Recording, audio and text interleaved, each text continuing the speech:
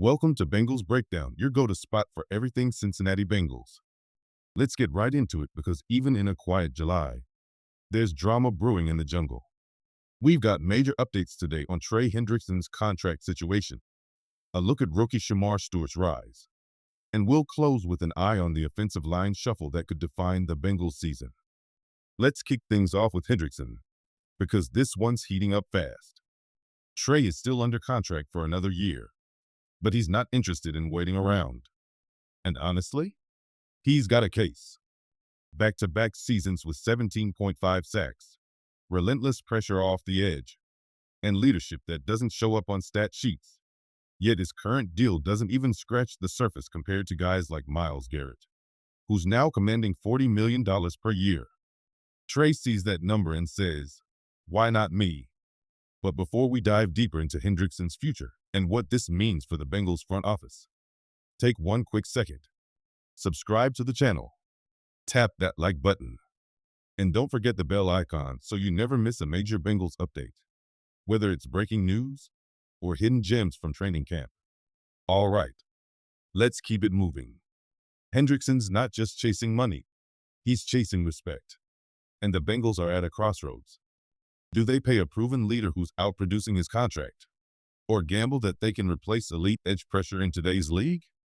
And if they pay him, what ripple effects does that have on upcoming contracts, especially with Ja'Marr Chase's megadeal on the horizon?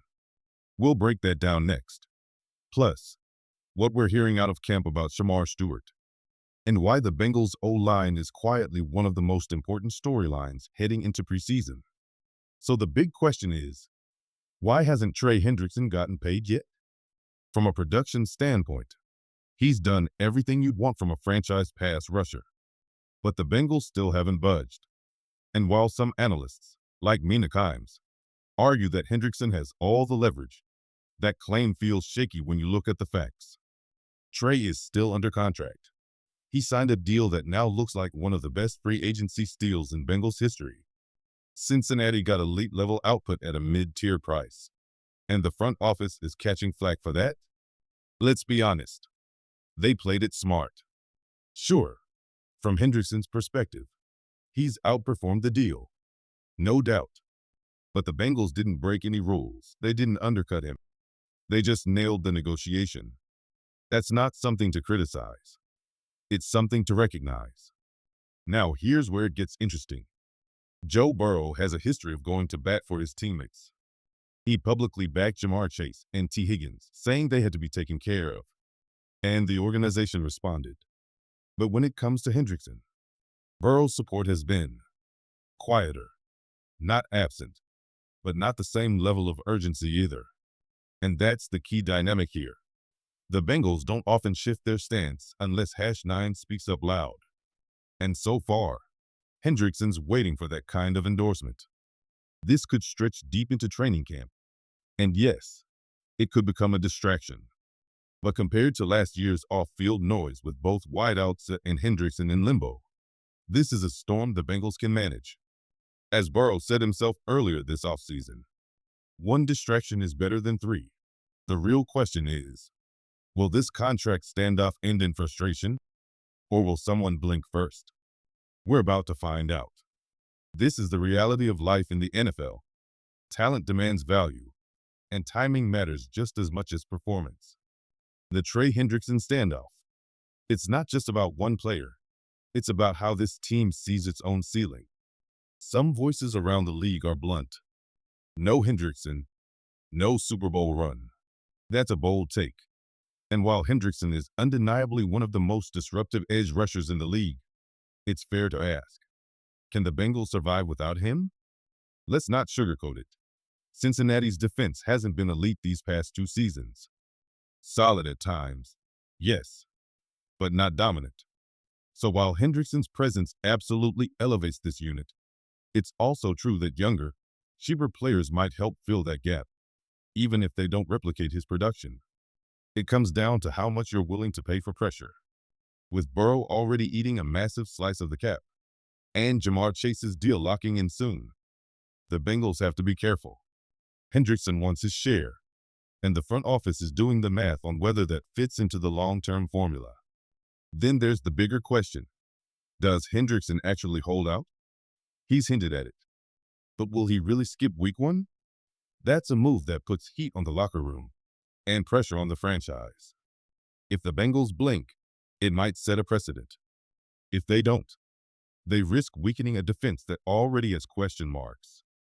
But here's where it gets even messier and a little more unexpected. Rookie defensive lineman Shamar Stewart still hasn't hit the practice field. And no, this isn't a veteran holdout. This is a rookie who hasn't signed the participation agreement. It's rare, it's awkward, and it's not what Cincinnati wanted heading into training camp. According to reports, the issue isn't even about money right now. It's about contract structure and guarantees. Stewart's team is pointing to a Marius Mims agreement last year and asking, why aren't we getting the same treatment? This could drag into camp, and while it's not getting national attention like Hendrickson, it's a red flag. You want your young talent focused on football, not legal language. So now the Bengals are staring down two key defenders, one proven, one full of potential, both on the outside looking in. And the clock is ticking. The standoff between the Bengals and Shamar Stewart isn't just about contract details anymore. It's becoming a real problem.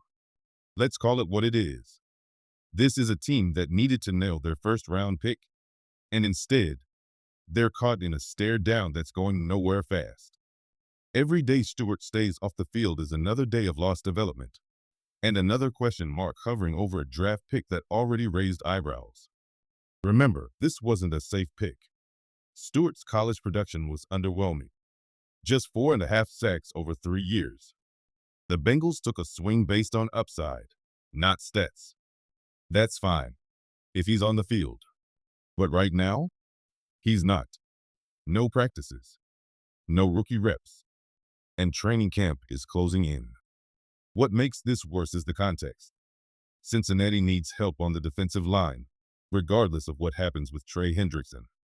They drafted Stewart expecting at least rotational impact in 2025, but without offseason workouts, and possibly without training camp. How realistic is that expectation anymore? What's driving the holdup?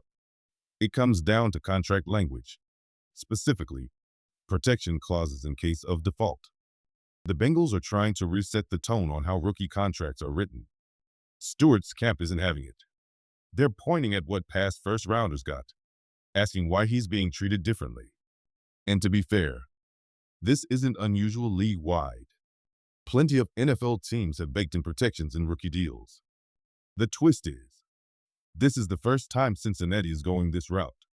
So now you've got a frustrated rookie, a firm front office, and a situation that's moving from quiet concern to a legitimate preseason distraction. No updates, no movement, just silence. And in a season where the Bengals can't afford slow starts or question marks, this is becoming both. Let's be clear. The Bengals and Shamar Stewart aren't arguing over injuries or playing time. This is about off-field clauses that could wipe away Stewart's guarantees if he ever violates conduct standards. Things like legal trouble or contract violations unrelated to football. Some fans might say, why not just stay out of trouble and play ball? But Stewart's camp isn't taking it lightly. They want every dollar protected, and they're digging in to make sure those guarantees are locked, regardless of Cincinnati's new approach to rookie deals. It's a messy situation, and the longer it drags on, the more the focus shifts to one uncomfortable truth. Even if this contract issue gets resolved, can Shamar Stewart contribute in year one? He's already behind. No OTA reps, no team chemistry, no professional rhythm. And if training camp comes and goes without him in pads, expecting immediate impact feels unrealistic. Sure, the Bengals hope that with time and coaching, Stewart can develop into a key defensive piece. But hope isn't depth. And this defense, especially if Trey Hendrickson remains unsettled, needs more than just potential. Now, let's pivot to another key concern heading into camp, the offensive line. There had been whispers about bringing in veteran help, maybe even a name like Brandon Scherf. But that door looks firmly closed. According to reports, the Bengals aren't looking to add another guard. Scott Peters, the O-line coach, seems confident in the room they've built. So where does that leave things? At right guard, it's shaping up to be a full-on battle between Cordell Volson, Cody Ford, and veteran Lucas Patrick. On the left side, rookie Dylan Fairchild, the third-rounder out of Georgia, is in line to claim that starting spot. The tackle positions? Locked down. Orlando Brown Jr. and Amarius Mims bring power and pedigree. And at center, Ted Karras remains the trusted anchor. No reinforcements are coming. The staff believes they've got what they need. Now it's about execution, health, and chemistry. Because if the Bengals want to make a serious postseason run, this line has to hold. There's no plan B. The offensive line always takes the heat when Joe Burrow hits the turf, and last season was no different. But let's be fair. That 2024 unit was actually the best front five Burrow has had since entering the league. Still, the bar in Cincinnati is high, and when the names competing for a starting guard spot are Cody Ford, Cordell Volson, and Lucas Patrick, fans are right to feel a bit uneasy. This group doesn't scream elite, especially for a team with Super Bowl ambitions. The Bengals chose not to chase a top-tier veteran in free agency. Instead, they're banking on development, coaching, and cohesion, with new O-line coach Scott Peters now in charge of unlocking the full potential of this group. There's risk in that, but there's also one major bright spot: Dylan Fairchild. Cincinnati's third-round pick from Georgia might end up being one of the steals of the draft. Physical, disciplined, and mentally tough, he's already turning heads. Fairchild was recently seen training with former UFC champion Sean Strickland, and that intensity is exactly what this Bengals line has lacked in years past. From day one, this pick looked like a home run. Now it's about translating that raw power into consistent reps on Sundays. Fairchild gives the Bengals a chance to stabilize the left guard spot. But on the right side, it's still a battle, and until someone steps up, questions will linger. Depth remains thin, and the margin for error is small. If training camp gets rocky or preseason protection breaks down, Cincinnati might still dip into the veteran market. But for now, they're betting on their own guys. Burrow's protection depends on it. So does the Bengals season.